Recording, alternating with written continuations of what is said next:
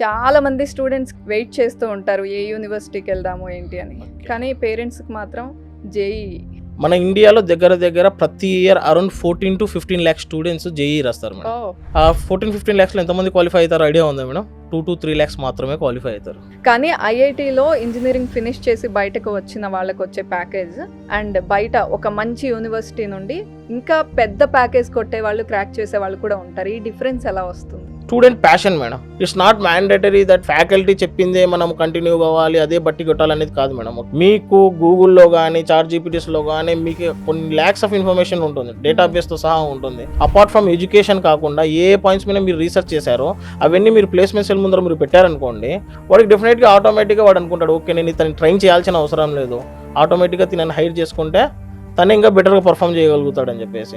చాలా యూనివర్సిటీస్లో ఇది వింటున్నాము, ఇంజనీరింగ్ కాలేజెస్ అని పేరుకుంటాయి కానీ ఇన్ఫ్రాస్ట్రక్చర్ కరెక్ట్గా ఉండదు. అసలు చూజ్ చేసుకునేప్పుడు ఎలాంటి యూనివర్సిటీస్ని సెలెక్ట్ చేసుకోవాలి? మోస్ట్ ఇంపార్టెంట్ థింగ్ అనేది నాక్ గ్రేడింగ్ మేడం.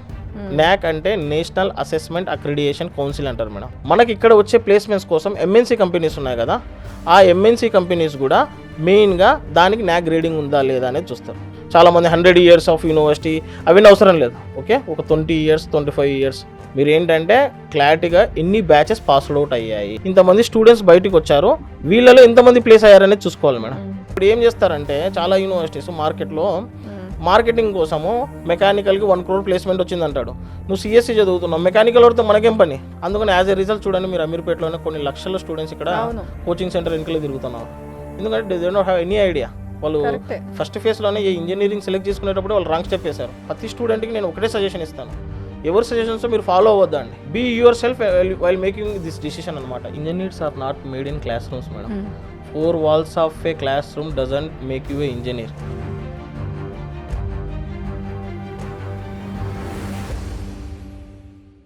నమస్తే, welcome to Suman TV. Intermediate ఎంపీసీలో ఫినిష్ చేసిన స్టూడెంట్స్ అందరికీ ఉండే ఏకైక డ్రీమ్ ఇంజనీరింగ్లోకి ఎంటర్ అవ్వాలి. అందరికీ బీటెక్. కానీ ఎలాంటి యూనివర్సిటీ సెలెక్ట్ చేసుకోవాలి? దట్టు బీటెక్ సెలెక్ట్ చేసేసుకుని ఇంజనీరింగ్లోకి వెళ్ళిపోదాం అనుకుని జాయిన్ అయిపోయిన వాళ్ళు ఎలాంటి కోర్సెస్ అయితే బాగుంటుంది అని మళ్ళీ ఒక కన్ఫ్యూజన్లోకి వెళ్తారు. అలా కాకుండా ఏ కోర్సెస్ తీసుకుంటే మంచి ప్యాకేజెస్ ఉంటాయి, ఎలాంటి యూనివర్సిటీస్ని చూజ్ చేసుకోవాలి తెలియచేయడానికి మనతో పాటు Uttaranchal university admissions south head Imtiaz గారు మనతో పాటు ఉన్నారు. నమస్తే అండి. నమస్తే. చాలా మంచి టైంలో స్టూడియోకి వచ్చారు మీరు. Thank you. చాలా మంది స్టూడెంట్స్కి ఈ డౌట్ ఉంటుంది, ఎంపీసీలో ఫినిష్ చేసి ఇంటర్మీడియట్లో వెయిట్ చేస్తూ ఉంటారు ఏ యూనివర్సిటీకి వెళ్దాము ఏంటి అని. కానీ పేరెంట్స్కి మాత్రం జేఈ ఐఐటీస్లోకి ఎంటర్ అవ్వాలని జేఈ రాయిస్తూ ఉంటారు. సో తర్వాత మళ్ళీ IIITs NITs ఉంటాయి, కానీ ఎన్నో యూనివర్సిటీస్ ఉన్నాయి అవి. యాక్చువల్లీ మేడం ఇది అందరికి కన్ఫ్యూజన్ మేడం. ఈవెన్ ఇంటర్మీడియట్ చదువుతున్న స్టూడెంట్కి కూడా ఐ మీన్ లైక్ ఐఐటీలో క్రాక్ చేయాలా, ఎన్ఐటీలో క్రాక్ చేయాలా, అసలు ఈ ఫేసెస్ ఎట్లా ఉంటాయంటే ఫస్ట్ ఫేజ్ నుంచి వద్దాం మేడం. యాక్చువల్లీ దీంట్లో 2 divisions చేసుకుందాం మేడం. ఓకే, ఒకటి సెంట్రల్, ఒకటి స్టేట్. సెంట్రల్ అంటే జేఈ అనుకోండి. ఓకే, జాయింట్ ఎంట్రన్స్ ఎగ్జామ్ వచ్చింది, అది సెంట్రల్. ఓకే, దాంట్లో మళ్ళీ 2 phases ఉంటాయి మేడం. నేను ఓన్లీ ఇప్పుడు సెంట్రల్ చెప్తున్నాను, తర్వాత ఎంసెట్కి వస్తాను. ఓకే, మన ఇండియాలో దగ్గర ప్రతి year around 14 to 15 lakhs students JEE రాస్తారు మేడం. అంటే 14 to 15 lakhs దాని మీనింగ్ ఏంది? They want to become engineers, they want to go for IIT, they want to go for NIT, మంచి బెస్ట్ ఇన్స్టిట్యూట్స్కి వెళ్ళాలని చెప్పేసి 15 lakhs వరకు, 14 to 15 lakhs వరకు రాస్తారు మేడం. డూ యూ నో ఎంతమంది క్వాలిఫై అవుతారో తెలుసా మేడం? జేఈ దీంట్లో 2 phases ఉంటాయి మేడం. ఓకే, మెయిన్స్లోనే 2 times రాసే, ప్రతి ఇయర్ 2 times రాయొచ్చు అనమాట. Any one of the exam తీసుకుంటారు, దాంట్లో క్వాలిఫై అయితే వాళ్ళు అడ్వాన్స్కి వెళ్ళొచ్చు. ఓకే, 14-15 lakhsలో ఎంతమంది క్వాలిఫై అవుతారో ఐడియా ఉందా మేడం? అరౌండ్ 2 to 3 lakhs మాత్రమే క్వాలిఫై అవుతారు. ఓకే, అంటే దగ్గర మార్కెట్లో ఇంకొక 12 lakhs మెంబర్స్ స్టూడెంట్స్ అనేవాళ్ళు ఐ మీన్ లైక్ నెక్స్ట్ వేరే ఆప్షన్స్ కోసం చూసుకోవాలి అని మీనింగ్ అనమాట. ఓకే, ఈ జేఈలో కూడా మేడం phase 1లో, ఓకే, phase 1లో క్వాలిఫై అయ్యాక మళ్ళీ వాళ్ళు అడ్వాన్స్కి వెళ్తారు మేడం. ఓకే, అడ్వాన్స్కి వెళ్ళినాక అడ్వాన్స్లో వాళ్ళు బెటర్గా పర్ఫామ్ చేశారనుకోండి, ఐఐటీస్లో సీట్ అవుతాయి. ఓకే మేడం, లేకపోతే పర్ఫామ్ చేయలేదు, జేఈ మెయిన్స్లో కూడా మంచి మార్క్స్ వచ్చాయి అనుకోండి, they can directly qualify for NITs కానీ, తర్వాత IIITs కానీ, GFITs కానీ, దానికి ఇన్ కేస్ ఐఐటి డ్రీమ్ ఉంటే మాత్రం నెక్స్ట్ మళ్ళీ అడ్వాన్స్డ్ రాయాల్సిందే. ఎస్ మేడం, మళ్ళీ నెక్స్ట్ ఇయర్ ఒకవేళ ఐఐటి క్రాక్ చేయకుంటే మళ్ళీ నెక్స్ట్ ఇయర్ వాళ్ళు పోస్ట్ పోన్ చేసుకుని మళ్ళీ నెక్స్ట్ ఇయర్ జేఈ అడ్వాన్స్ రాసి మళ్ళీ క్లియర్ చేసుకోవడమే మేడం. అరౌండ్ 220, 230 అట్లాంటి మార్క్స్ వస్తే మాత్రం మంచి ఐఐటీస్లో సీట్స్ వస్తాయి మేడం. అంటే మంచి IITs in the sense IIT Bombay కానీ, IIT Guwahati, IIT Hyderabad, IIT Kharagpur, okay. So ఇట్లాంటి ఐఐటి ఢిల్లీ, ఓకే, ఇటువంటి యూనివర్సిటీస్లో మళ్ళీ ఐఐటీస్ లో కూడా ఒక ర్యాంకింగ్ ఉంటుంది, ఫస్ట్ ఏది, సెకండ్ ఏది, థర్డ్ ఏది అని. ఓకే, ర్యాంకింగ్ ఉంటుంది కానీ but all of them are equal madam. అన్ని గవర్నమెంట్ ఫండెడ్ యూనివర్సిటీసే కాబట్టి, గవర్నమెంట్ మెయింటైన్ యూనివర్సిటీసే కాబట్టి అన్నిట్లో మంచి క్వాలిటీ ఆఫ్ ఎడ్యుకేషన్ అనేది ఉంటుంది మేడం. అంటే మీరు point to be noted madam, వాడు ఐఐటీలో సీట్ క్రాక్ చేశాడు అనుకుంటే వాడు లైఫ్ సెట్ అయినట్టే మేడం. 99.99% ఐఐటీలో క్రాక్ చేసి, ఐఐటీనే కాదు ఎన్ఐటీలో కానీ, ఓకే, తర్వాత IIITలో కానీ, సో జిఎఫ్ గవర్నమెంట్ ఫండెడ్ ఇన్స్టిట్యూట్స్లో కానీ, ఓకే, వాటిలో సీట్ వచ్చింది అనుకోండి 90% వాళ్ళ లైఫ్ అనేది సెట్ అయ్యి మేడం. కానీ ఇంతియాజ్ గారు చాలా సార్లు నేను విన్నాను ఇది, అందుకే నా డౌట్ మీ దగ్గర ఎక్స్ప్రెస్ చేస్తున్నా. మీరు అన్నట్టు లైఫ్ సెట్ అంటారు ఐఐటీస్లో జాయిన్ అయినప్పుడు, కానీ ఐఐటీలో ఇంజనీరింగ్ ఫినిష్ చేసి బయటకు వచ్చిన వాళ్ళకి వచ్చే ప్యాకేజ్ అండ్ బయట ఒక మంచి యూనివర్సిటీ నుండి ఇంకా పెద్ద ప్యాకేజ్ కొట్టే వాళ్ళు, క్రాక్ చేసే వాళ్ళు కూడా ఉంటారు. ఈ డిఫరెన్స్ ఎలా వస్తుంది మేడం? It depends. అంటే మేడం ఒకటి మేడం, సి ఐఐటీలో క్రాక్ చేశాడు ఇంకా వాడికి ఏదో 30 lakhs 40 lakhs వస్తుందని కాదు, okay. See that is the phase, engineering phase అనేది అక్కడ నుంచి స్టార్ట్ అవుతుంది మేడం, ఓకే. యాక్చువల్లీ చాలా మంది అంటే మేము 10th class నుంచి ఇంటర్ వరకు మేము విన్నా ఏంటంటే ఇక్కడ వరకు కష్టపడితే చాలు ఇంజనీరింగ్లో మీరు ఈజీగా మూవ్ అవ్వచ్చు అని చెప్పేసి. కానీ నాకున్న ఎక్స్పీరియన్స్ ఏంటంటే మేడం, ఇంజనీరింగ్ అనేదే కెరియర్ స్టార్ట్ అవుతుంది మేడం. ఆ 4 years కినా మనం ఏ డైవర్షన్స్ లేకుండా స్టార్ట్ చేసామనుకోండి, నెక్స్ట్ 40 years 50 years హ్యాపీగా ఉంటాం మేడం, మంచి శాలరీ తీసుకొని. ఆ 4 years కినా మనము ఏదో లెక్క నార్మల్గా తీసుకున్నాం అనుకోండి, మిగతా లైఫ్ మొత్తం కష్టపడాల్సి వస్తుంది. That is the thing madam. So మీరు అడిగిన పాయింట్ ఏంటంటే జాబ్ పరంగా ఏది ఇవి డౌట్ ఏంటంటే అండి, ఐఐటీస్ వచ్చిన కోర్స్ ఒకలాగా సెలెక్ట్ చేసుకుంటారు. ఇప్పుడు ఏదైతే ట్రెండింగ్ అంటే ఎక్కువగా డిమాండ్ ఉన్న కోర్స్ ఏదైతే సెలెక్ట్ చేసుకుంటారో ప్రైవేట్ యూనివర్సిటీస్ కానీ, డీమ్డ్ కానీ, అలాంటి వాళ్ళు పెద్ద పెద్ద ప్యాకేజెస్ తో కూడా ప్లేస్ అవుతున్నది చూసాం. ఏంటా డిఫరెన్స్? అంటే కోర్స్ సెలెక్షన్ లో బెస్ట్ గా చూస్ చేసుకోవాలి. డెఫినెట్లీ ఒకటి quality of education madam, okay. Quality of education definitely high standards అనేది ఐఐటీస్ మెయింటైన్ చేస్తాయి. కానీ apart from that student passion madam, okay. Even తను ఐఐటీ సెలెక్ట్ చదువుకోకపోయినా కానీ, ఏ ప్రైవేట్ యూనివర్సిటీస్లో, ఏ డీమ్డ్ యూనివర్సిటీస్లో తను చదువుతున్నా కానీ, తను రీసెర్చ్లో ఎక్కువ ఇన్వాల్వ్ అయ్యాడు అనుకోండి, ఓకే. ఇంక్యుబేషన్ సెంటర్స్లో తను ఎక్కువ ఇన్వాల్వ్ అయ్యాడు అనుకోండి, okay. It's not mandatory that like faculty చెప్పిందే మనం కంటిన్యూ కావాలి, అదే బట్టి కొట్టాలనేది కాదు మేడం, ఓకే. మీకు గూగుల్లో కానీ, చాట్ జీపీటీస్లో కానీ మీకు కొన్ని ల్యాక్స్ ఆఫ్ ఇన్ఫర్మేషన్ ఉంటుంది, డేటాబేస్తో సహా ఉంటుంది. మీరు దాన్ని రీసెర్చ్ చేస్తూ మీరు ఆటోమేటిక్గా 4th year ప్లేస్మెంట్స్ టైంకి వచ్చినప్పుడు మీరు ఈ రీసెర్చ్ ఈ 4 yearsలో అపార్ట్ ఫ్రమ్ ఎడ్యుకేషన్ కాకుండా ఏ పాయింట్స్ మీద మీరు రీసెర్చ్ చేశారో అవన్నీ మీరు ప్లేస్మెంట్స్ ముందర మీరు పెట్టారనుకోండి, ఆటోమేటిక్గా okay the student has tough, okay, వీడికి other than education he has the stuff, దగ్గర డేటాతో సహా అంతా A to Z ఉంది, ఓకే. వాడికి డెఫినెట్గా ఆటోమేటిక్గా వాడు అనుకుంటాడు, ఓకే నేను ఇతను ట్రైన్ చేయాల్సిన అవసరం లేదు, ఆటోమేటిక్గా తినని హైర్ చేసుకుంటే తను ఇంకా బెటర్గా పర్ఫామ్ చేయగలుగుతాడు అని చెప్పేసి. సో ఆ బేసిస్ మీద స్టూడెంట్స్ డిఫరెంట్ ఎడ్యుకేషన్ ఇన్స్టిట్యూట్స్లో, అది ప్రైవేట్ ఇన్స్టిట్యూట్స్ కానీ లేకపోతే ఐఐటీస్ కానీ, వాడికున్న లైక్ ప్యాషన్తో, వాడికున్న ఇంట్రెస్ట్తో, వాడు చేసే రీసెర్చ్తో, ఓకే, సో వాడు చేసిన ఇండస్ట్రియల్ కొలాబరేషన్స్తో, లేకపోతే వాడు చేసిన ఇంటర్న్షిప్స్ ఉంటాయి, ఇంటర్న్షిప్స్తో అంటే కొన్ని కంపెనీస్తో టై అప్ ఇంటర్న్షిప్ చేయడం, ఇవన్నీ ఫ్యాక్టర్స్ మేడం. 4th yearలో ప్లేస్మెంట్కి ఇవన్నీ ఫ్యాక్టర్స్. సో ఐఐటీలో ఉంటేనే అంత ప్యాకేజ్ వస్తుంది, ఏదో ప్రైవేట్ డీమ్డ్ యూనివర్సిటీలో ఉంటే కొంచెం తక్కువ వస్తుంది అనేది పాయింట్ కాదు madam. I do agree, IITs, NITs, IIITs, GFITs ఏవైతే ఉన్నాయో అవి ఒక స్టాండర్డ్ మెయింటైన్ చేశాయి మేడం ఇండియాలో. Definitely there is no doubt about that. Indian ఎడ్యుకేషన్లో ఫార్ బెటర్ స్టాండర్డ్స్ అవి మెయింటైన్ చేస్తున్నారు, ఓకే. అంటే ఇంకొకటి చాలా మందికి ఫాల్స్ కండెమ్ట్ వస్తే ఏదో ప్రైవేట్ యూనివర్సిటీస్లో, డీమ్డ్ యూనివర్సిటీస్లో జాయిన్ అవ్వడం వల్ల ఐఐటి రేంజ్ మనకు రావట్లేదు అనేది పాయింట్ కాదు. స్టూడెంట్ తన ఎఫర్ట్స్ అనేది ఎక్కువ పెట్టాడు అనుకుంటే definitely he will be up to the next level, okay.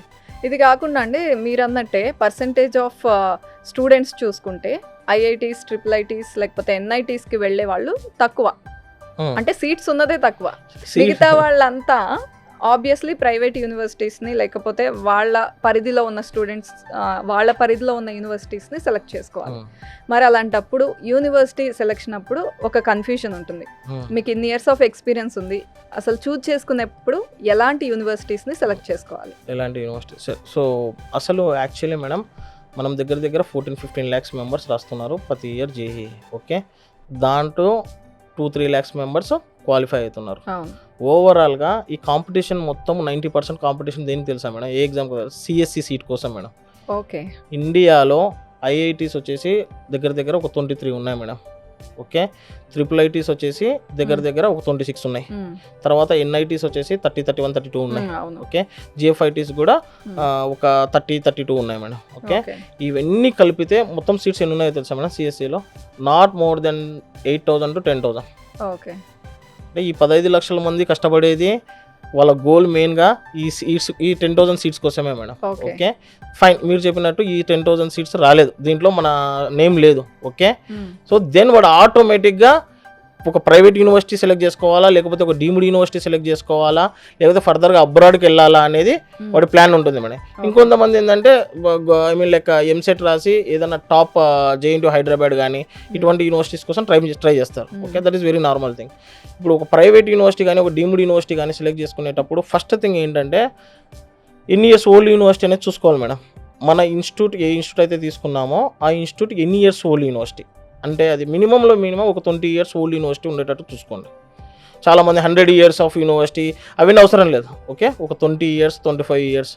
Okay, ఆ 100 years ఆ 200 years అవన్నీ అవసరం లేదు మేడం. ఫస్ట్ థింగ్ అనేది ఇది ఎన్ని years old university in the sense మీరు ఏంటంటే క్లారిటీగా ఎన్ని బ్యాచెస్ పాస్డ్ అవుట్ అయ్యాయి. ఓకే, ఒక 10 to 15 బ్యాచెస్ అన్న బయట ఉండాలి. Exactly, at least 10 to 15 batches passed out వచ్చాయంటే దాని మీనింగ్ ఏంది?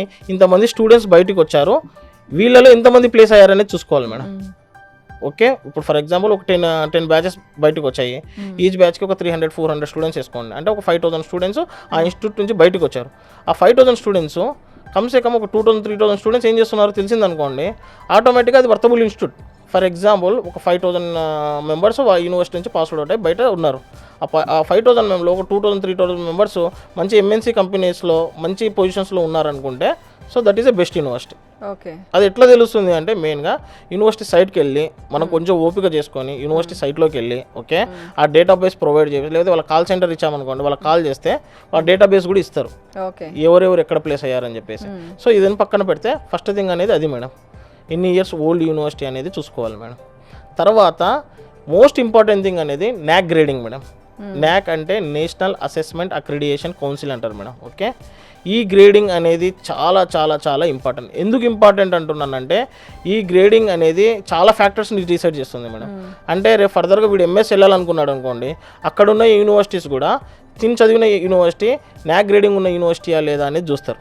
ఓకే, తర్వాత వచ్చేసి ఇంకొకటి మనకి ఇక్కడ వచ్చే ప్లేస్మెంట్స్ కోసం ఎంఎన్సీ కంపెనీస్ ఉన్నాయి కదా, ఆ ఎంఎన్సీ కంపెనీస్ కూడా మెయిన్గా దానికి NAAC గ్రేడింగ్ ఉందా లేదా అనేది చూస్తారు.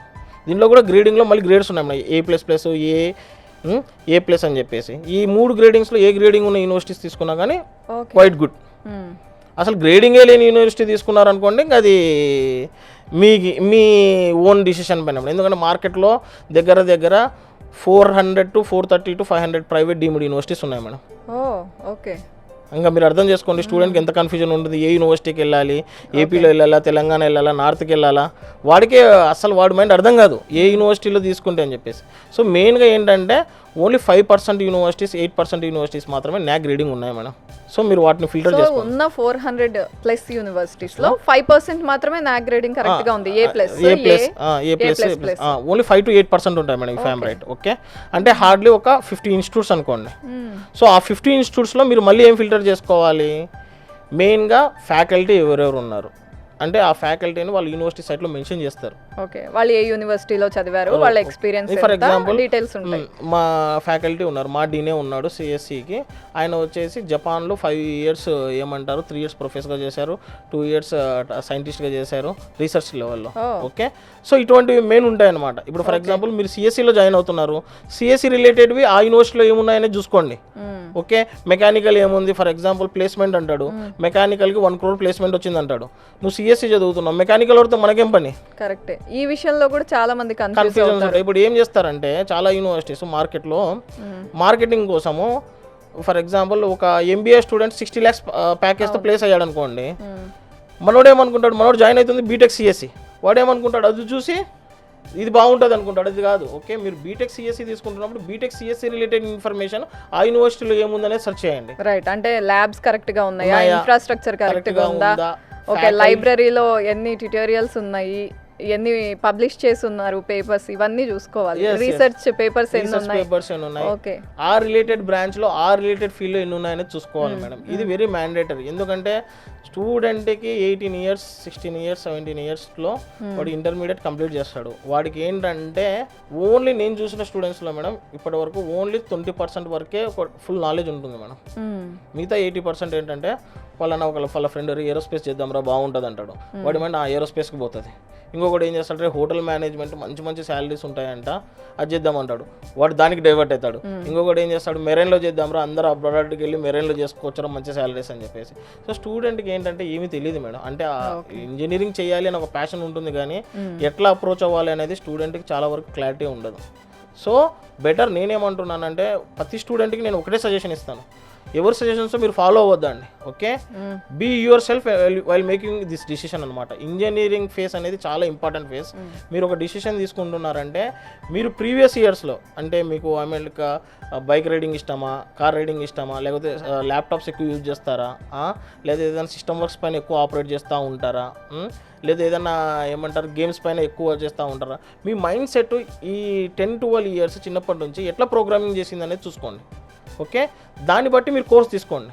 For example student like car driving కానీ ఎక్కువ ఇంజన్స్తో చేయడం కానీ వర్క్ పరంగా చేయడం కానీ better he go for mechanical engineering. Okay okay, ఎందుకంటే వాడి మైండ్ సెట్ ఎప్పుడు బైక్స్ దగ్గర మిషన్స్ దగ్గర ఇంజన్స్ పైన వర్క్ ఉంటుంది. నువ్వు ఎక్కువ ల్యాప్టాప్స్తో కానీ గేమ్స్తో కానీ ఇట్లాంటి దానిపైన వర్క్ చేస్తున్నావు అంటే you better go for computer science engineering కానీ ప్రోగ్రామింగ్ రిలేటెడ్ కానీ గేమింగ్ రిలేటెడ్ సబ్జెక్ట్స్ నువ్వు తీసుకో.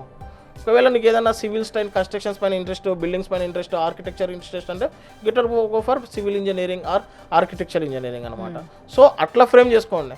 ఏదో మార్కెట్లో 4 TVsలో చూపించే లేకపోతే ఎవరన్నా చెప్పారు అనేది కాదు. ఓకే, బెటర్ మీరేంటంటే మీరు ఒక డిసైడ్ చేసుకోండి, ఆ డిసిషన్ రైటా లేదా అనేది మీ ఫ్యామిలీలో ఏదైనా మంచి పొజిషన్లో ఉన్న వాళ్ళని అడిగి తెలుసుకోండి. They will give detail information. It's not mandatory that నువ్వు తీసుకున్న ఏదైతే కోర్స్ ఉందో అది పర్ఫెక్ట్ అని నీకు తెలియకపోవచ్చు. ఎవరైనా సమ్ గైడెన్స్ దగ్గర మీరు తీసుకున్నారనుకోండి, వాళ్ళు చెప్తారు ఓకే నాన్న దీని జాబ్స్ ఇట్లా ఉన్నాయి, నువ్వు తీసుకో, నీకు ఇంట్రెస్ట్ ఉంది కదా నువ్వు తీసుకో, కానీ దీని ఆపర్చునిటీస్ ఇట్లా ఉన్నాయని చెప్పేసి తెలుస్తుంది అన్నమాట. రైట్, కానీ ఇప్పుడు మార్కెట్లో బాగా వినిపిస్తుంది ఏంటంటే ఆర్టిఫిషియల్ ఇంటెలిజెన్స్, డేటా సైంటిస్టులు వింటున్నాం. ఇలా కొన్ని కోర్సెస్కి మోర్ డిమాండ్ ఉంది, సో దీనికి జాయిన్ అవ్వండి అనే వాళ్ళు కూడా ఉన్నారు. మీ నాలెడ్జ్ ప్రకారం దేనికి అంటే ఏ కోర్స్కి ఎక్కువ డిమాండ్ ఉంది, ఎలాంటి కోర్సెస్ తీసుకోవాలి?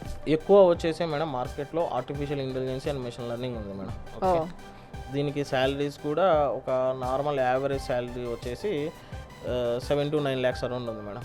8-9 lakhs డిపెండ్స్ స్టూడెంట్ పర్ఫార్మెన్స్ బట్టి 12 lakhs బేసిక్ సాలరీ 8 to 9 నుంచి స్టార్ట్ అయిపోతుంది. ఓకే ఓకే, సో దాని తర్వాత డేటా సైన్స్ కూడా 7-8-9 అరౌండ్ ఉంది మేడం. తర్వాత మనకు క్లౌడ్ కంప్యూటింగ్ సైబర్ సెక్యూరిటీకి 5 to 7 lakhs 8 lakhs అరౌండ్ ఉంది మేడం. ఓకే, సో అది కూడా ఎట్లా ఉంటుందంటే మేడం ఇది మెయిన్ బేసిక్ ఒక ఫ్రెషర్కి.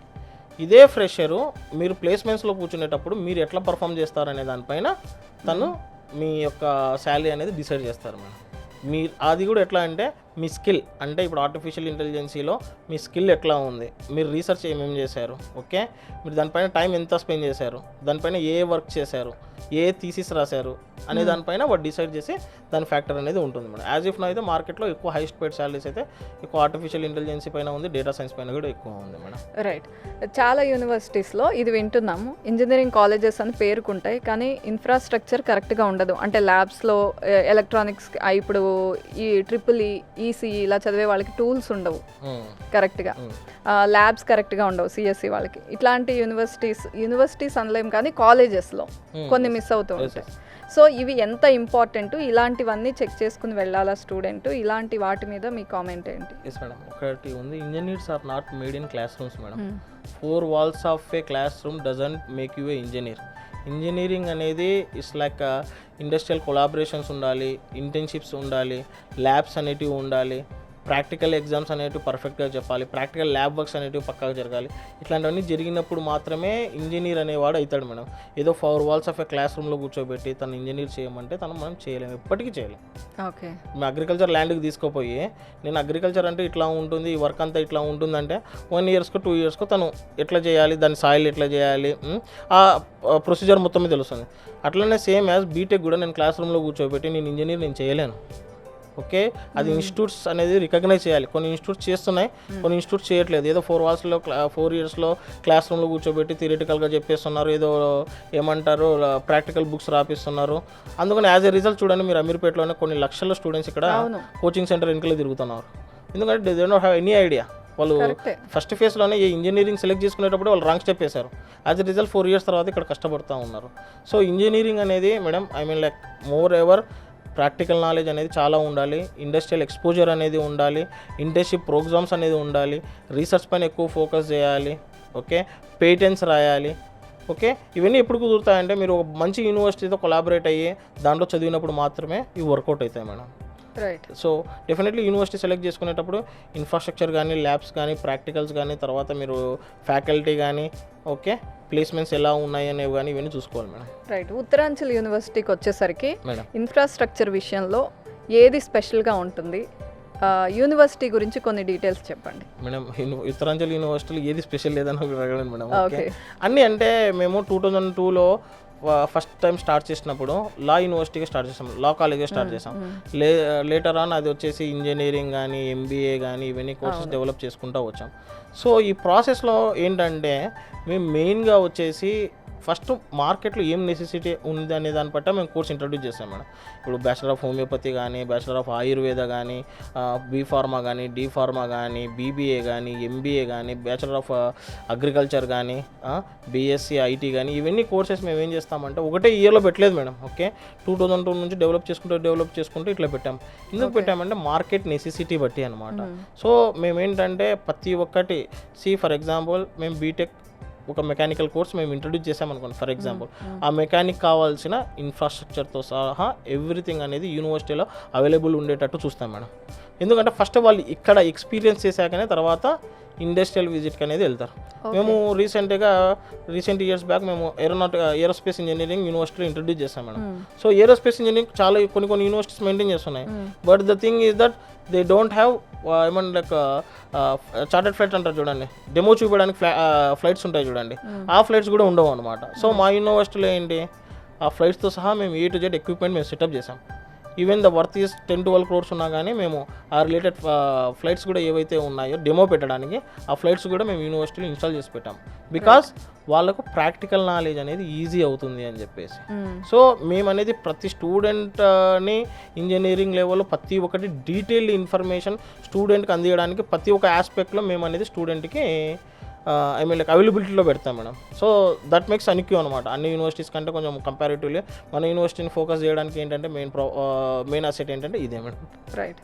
ఏరోస్పేస్ ఇంజనీరింగ్ ఇంట్రడ్యూస్ చేసినప్పుడు అండి మీకు అనిపించలేదా ఇది మోర్ ఎక్స్పెన్సివ్, మళ్ళీ అంతా ఇన్ఫ్రాస్ట్రక్చర్ ప్రొవైడ్ చేయాలి అని? చాలామంది అది సపరేట్గా ఒక ఇంజనీరింగ్ కాలేజ్ సపరేట్గా ఉండడం చూసాం చాలా ఇన్స్టిట్యూట్స్, కానీ ఇంత పెద్ద యూనివర్సిటీలో అది సపరేట్గా మళ్ళీ ఇంట్రడ్యూస్ చేసి అంత ఖర్చు పెట్టడం అనేది ఆ ప్లానింగ్ ఎలా వచ్చింది? యాక్చువల్లీ ఇది ఒక 10 years నుంచి బజ్ నడుస్తుంది మేడం, ఏరోస్పేస్ ఏరోనాటికల్ అని చెప్పేసి. ఓకే, టు ఎక్స్ట్రీమ్ లెవెల్ అది చాలా యూనివర్సిటీస్ సక్సెస్ఫుల్గా డెలివర్ చేయలేకపోయారు. అవును. ఓకే, బికాస్ దాని ఎక్విప్మెంట్ కానీ దాని కాస్ట్ ఆఫ్ మెయింటెనెన్స్ కానీ చాలా ఎక్కువ అనమాట. సో ఇది మేము లైక్ టేబుల్ పైన ఆన్ పేపర్ మేము తీసుకొచ్చేటప్పుడు మాకు అర్థమైంది డెఫినెట్లీ చార్టెడ్ ఫ్లైట్స్ ఇవి తీసుకురావాలి, ఈ ఎక్విప్మెంట్ అనేది అరౌండ్ 20 అంతా మొత్తం కలిపి 20 crores సెటప్ అవుతుంది అని చెప్పేసి. So that's fine, okay we're ready to invest. దానికంటే ముందు టెక్నికల్గా కావాల్సిన స్కిల్స్ మన స్టూడెంట్కి ఏ పరంగా రన్ చేయగలుగుతాం, దిస్ వాజ్ ఎ ఛాలెంజ్ యూనివర్సిటీలో. ఓకే, ఏరోస్పేస్ తీసుకుంటున్నారు ఫైన్, ఈ అమౌంట్ ఏదైతే పెడుతున్నాం మా చైర్మన్ ఓకే డన్ మీరు అమౌంట్ పెడుతున్నాం, కానీ మా చైర్మన్ ముందు టేబుల్ మీద పేపర్ పెట్టినప్పుడు ఒకటే అడిగాడు, టెక్నికల్గా మీరు ఎంతవరకు స్టూడెంట్కి ఎఫెక్టివ్గా మీరు నాలెడ్జ్ ఇవ్వగలుగుతారు. క్లాస్ రూమ్లో చెప్పగలుగుతారు ఫైన్, నాకేం ప్రాబ్లం లేదు, క్లాస్ రూమ్స్ మంచిగా ఉన్నాయి, ఫ్లైట్, టెక్నికల్గా ఏ నాలెడ్జ్ ఇవ్వలేదు. So this was a problem. Then మేము ఏం చేస్తాం తెలుసా మేడం, సో ఏరోస్పేస్కి ఏరోనాటికల్కి ఏది టాప్ అంటారు మీరు? ఇస్రో రిలేటెడ్ కదా. మేము ఎవరిని కన్సల్ట్ అయ్యామో తెలుసా? ఇస్రో చైర్మన్ సోమనాథ్ని కన్సల్ట్ అయ్యాము మేడం. ఓ అవునా? ఇస్రో చైర్మన్ సోమనాథ్ గారు మా యూనివర్సిటీకి వచ్చారు. ఓకే. యూనివర్సిటీకి వచ్చారు. మీరు ఏదైనా మా ISRO Indian space research organisation chairman Somnath అని కొట్టేస్తే ఉత్తరాంచల్ యూనివర్సిటీ అని కొడితే ఆయన మా యూనివర్సిటీకి వచ్చారు. ఆయన సలహాలు చాలా తీసుకున్నాం మేడం. మా స్టూడెంట్స్తో డైరెక్ట్ ఇంటరాక్ట్ చేయించాం. ఓకే, ఆయనతో అడిగాం ఏ బెస్ట్ ఉంటుంది ఏ ఫీల్డ్ అని చెప్పేసి.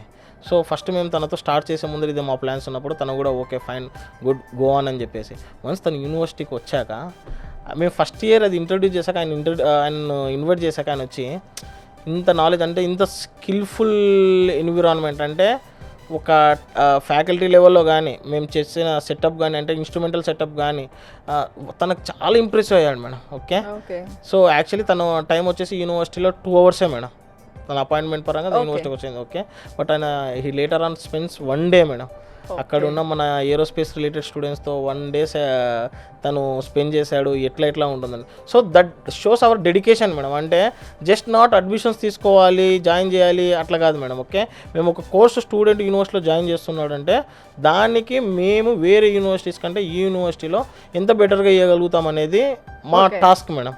ఓకే, సో ఆ ఏరియాలో టాప్ లో ఎవరున్నారో ఆ పర్సన్ ని తీసుకొచ్చి ఇన్పుట్స్ తీసుకుంటాం madam. Okay, that is better. ఇప్పుడు మా ఏరోస్పేస్ చూడండి, లాస్ట్ ఇయర్ వచ్చేసి ఒక 20-30 మెంబర్స్ స్టూడెంట్స్ తెలుగు స్టూడెంట్స్ ఉన్నారు. ఓన్ తెలుగు స్టూడెంట్స్ గురించి చెప్తాను. ఓకే, దాంట్లో 13-14 మెంబర్స్ ఆల్రెడీ మన ఎయిర్పోర్ట్ అథారిటీ ఆఫ్ ఇండియాలో ఫస్ట్ ఇయర్ అయిపోయాక ఇంటర్న్షిప్ చేస్తున్నారు. ఇప్పుడు ఇంటర్న్షిప్ చేస్తున్నారంటే వాళ్ళు ఆటోమేటిక్గా దానిపైన నాలెడ్జ్ అనేది గెయిన్ చేస్తున్నారని చెప్పేసి. సో ఇటువంటివి ఏంటంటే మేము టైఅప్స్ కోసం కానీ డిఫరెంట్ కంపెనీస్ కానీ వాటితో ఆల్రెడీ వర్క్ చేస్తూనే ఉంటాం మేడం. సో స్టూడెంట్ అనేవాడికి బెటర్గా బెటర్గా డెలివరీ చేయొచ్చు వర్క్ పరంగా కానీ తనకు ఇన్పుట్స్ పరంగా కానీ లేకపోతే రేపు ఫర్దర్గా ప్లేస్మెంట్స్ కానీ. Not only with aerospace, mechanical కూడా చాలా మా దగ్గర ఉన్న ఎక్విప్మెంట్స్ మొత్తము జర్మనీ యూరోప్ రిలేటెడ్ మెషిన్సే ఉంటాయి మేడం. ఎందుకంటే ఆ థర్మోడైనమిక్స్ రిలేటెడ్ కానీ ఆ హైడ్రాలిక్స్ కానీ ఆ ఇంజిన్స్ కానీ చాలా హెవీ లెవెల్లో ఆపరేట్ చేయాల్సి వస్తుంది అనమాట. సో వాటికి మేము ఏంటంటే యూనివర్సిటీలోనే జర్మనీ ఆ యూరోప్ రిలేటెడ్ ప్రోడక్ట్స్ అన్నీ మొత్తం ఈ మెకానికల్ ఇంజనీరింగ్ కానీ సివిల్ ఇంజనీరింగ్ కానీ ఈ కావాల్సిన ఏవైతే ఉన్నాయో మిషనరీ మొత్తం యూనివర్సిటీలోనే మేము సెటప్ చేస్తాం madam. That really differs madam. అంటే వేరే యూనివర్సిటీకి మన యూనివర్సిటీకి ఉన్న డిఫరెన్స్ ఏంటంటే కొంచెం అక్కడ డిఫర్ అవుతుంది మేడం. ఓకే, ఇది కాకుండా అండి ఇంకొక మంచి విషయం ఏంటంటే ఉత్తరాంచల్ యూనివర్సిటీలో ఫారిన్ ప్రోగ్రామ్ అంటే ఇక్కడ 2 years చదవడం మళ్ళీ అక్కడ ఫారిన్ యూనివర్సిటీలో 2 years అంటే అది సిడ్నీ అవ్వచ్చు, US అవ్వచ్చు, UK కూడా ఉంది కదా. ఓకే, యూరోప్ అంతా ఉంది. సో ఇలా టైంని చాలా తక్కువ టైంలో ఫారెన్లో జాబ్ క్రాక్ చేయొచ్చు కదా. అంటే మీకు సర్టిఫికేట్ అక్కడి నుంచి వస్తుంది, ఏ యూనివర్సిటీతో కొలాబరేట్ అయ్యున్నారో అక్కడి నుంచి వస్తుంది, అక్కడే ఉంటాడు స్టూడెంట్. సో అక్కడే జాబ్ తీసుకోవచ్చు. ఎంఎస్కి వెళ్ళి జనరల్గా ఇండియన్స్ చాలామంది ఎంఎస్కి వెళ్ళేది మాస్టర్స్ చేయాలి అనే దానికన్నా అక్కడ జాబ్ తెచ్చుకోవాలి, అక్కడ సెటిల్ అవ్వాలి అని అట్లీస్ట్. సో ఇది ఎంతవరకు యూస్ఫుల్ స్టూడెంట్స్కి, ఇలాంటి కోర్స్కి ఎంతమంది ఇంట్రెస్ట్ చూపిస్తున్నారు? ఇప్పుడు రీసెంట్గా చాలామంది స్టూడెంట్స్ అబ్రాడ్ వెళ్ళాలనేది ఒక డ్రీమ్ మేడం. అవును, యూఎస్కో యూరోప్కో యూకేకో లేకపోతే ఆస్ట్రేలియాకో వెళ్ళాలనేది ఒక డ్రీమ్. ఓకే, సో ఆ డ్రీమ్ని కొంచెం ఏంటంటే మనం ఎట్లా ఈజీ చేయొచ్చు అంటే 2 years ఇండియాలో 2 years అబ్రాడ్లో, అంటే 2 years ఉత్తరాంచల్ యూనివర్సిటీలో చేయొచ్చు, 2 years అబ్రాడ్లో. సో వాడికి రిక్వైర్డ్ కంట్రీ ఏదైతే ఉందో దాన్ని బట్టి ఆ ప్రొసీజర్ ఎట్లా ఉంటుందంటే దాని యూనివర్సిటీలో మొత్తం ఆ యూనివర్సిటీ రిలేటెడ్ పర్సన్స్ మన యూనివర్సిటీలో ఉంటారు, వాళ్ళ స్టాల్స్ ఉంటాయి. సో వాళ్ళని అప్రోచ్ అవుతే వాళ్ళు నీట్గా ఇండస్ట్రియల్ కొలాబరేషన్స్తో ఫారెన్ ఇంటర్న్షిప్స్ ఎట్లా ఉన్నాయనేది వాళ్ళు క్లియర్గా ఎక్స్ప్లెయిన్ చేస్తారు మేడం. అంటే 2 years ఇండియాలో చదువుతాడు, 2 years అబ్రాడ్లో చదువుతాడు, వాళ్ళ సర్టిఫికేషన్ అనేది అక్కడిదే వస్తుంది మేడం. ఆ ప్రోగ్రామింగ్ కూడా ఎట్లా ఉంటుందంటే 2 years ఇక్కడ అయిపోయాక 2 years ఆ రిలేటెడ్ సెమిస్టర్ సబ్జెక్ట్స్ ఏవైతే ఉన్నాయో అక్కడ కంటిన్యూ చేసుకోవచ్చు. కంటిన్యూ చేస్తూనే వాళ్ళు ఏదైనా పార్ట్ టైం జాబ్ చేసుకోవచ్చు. ఈవెన్ వాళ్ళకు తర్వాత వాళ్ళు ఏమంటారు వాళ్ళ వీసా స్లాట్స్ని పెంచుకొని తర్వాత ఎంఎస్ కూడా అక్కడే కంప్లీట్ చేసుకోవచ్చు, జాబ్స్ కూడా అక్కడే చేసుకోవచ్చు. కాదండి, ఇంకొక డౌట్. ఇప్పుడు వచ్చి బీటెక్ ఇక్కడ జాయిన్ అవుతున్నారు, ఫారెన్ ప్రోగ్రామ్ ఆప్ట్ చేసుకున్నారు వాళ్ళు. అలాంటప్పుడు అక్కడ యూనివర్సిటీ లేదా కంట్రీ స్టూడెంట్ ముందే జాయిన్ అయ్యేటప్పుడే సెలెక్ట్ చేసుకుంటాడా?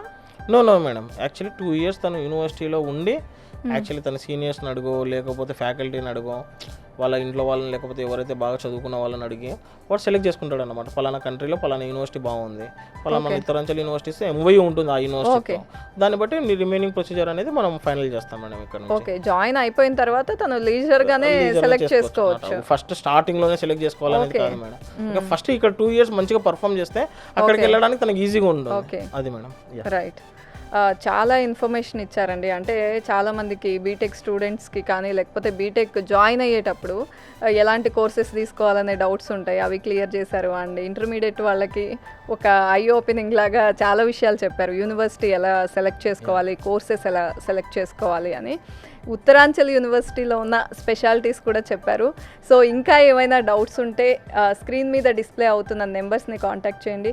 థ్యాంక్ యూ ఇంతియాజ్ గారు, thank you so much. Thanks for the time. Thank you ma'am.